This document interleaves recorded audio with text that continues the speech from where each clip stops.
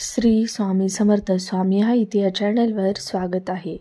या देवी देवतांना केळीच्या पानावर अर्पण करावा नैवेद्य। तुम्हाला माहीत आहे का की केळीच्या पानात अन्न अर्पण करणे सर्वात शुभ मानले जाते। केळीच्या पानात साक्षात भगवान विष्णू आणि माता लक्ष्मी वास करतात असे मानले जाते। यामुळे केळीच्या पानात देवाला नैवेद्य अर्पण केल्यावर आशीर्वाद मिळतात। भगवान विष्णूच्या पूजेमध्ये केळीच्या पानाचा वापर अत्यंत महत्त्वाचा मानला जातो।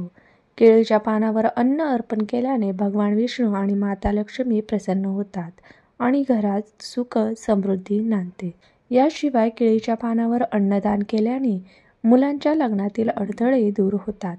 म्हणून तर तुम्हाला भगवान विष्णूंचा आशीर्वाद मिळवायचा असेल आणि तुमच्या घरात सुख समृद्धी आणायची असेल तर केळीच्या पानावर भोग अर्पण करा।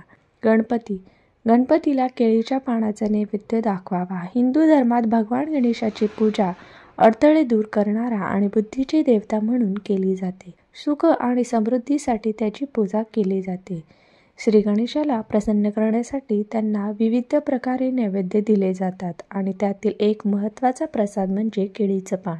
केळीच्या पानावर अन्न अर्पण केल्याने जीवनातील अडचणी दूर होतात, बुध दोष दूर होतो आणि ज्ञान आणि बुद्धी वाढते। म्हणूनच जर तुम्हाला श्री गणेशाचा आशीर्वाद घ्यायचा असेल आणि तुमच्या जीवनात यश, सुख आणि समृद्धी मिळवायची असेल तर त्यांना केळीच्या पानावर अर्पण करा। माता लक्ष्मी संपत्ती आणि समृद्धीची देवी हिंदू धर्मातील सर्वात आदरणीय देवीपैकी एक आहे। त्यांची पूजा केल्याने आर्थिक समस्या दूर होतात आणि संपत्ती वाढते। केळीचे पान पवित्र मानले जाते आणि त्यात भगवान विष्णू आणि माता लक्ष्मी वास करतात असे मानले जाते।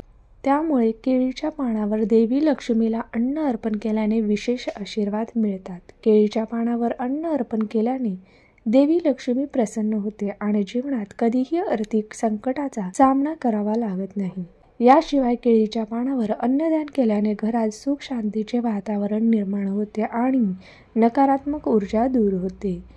त्यामुळे जर तुम्हाला देवी लक्ष्मीचा आशीर्वाद मिळवायचा असेल आणि तुमच्या जीवनात ऐश्वर्य, समृद्धी आणि सुख शांती मिळवायची असेल तर तिला केळीच्या पानावर जरूर अर्पण करा।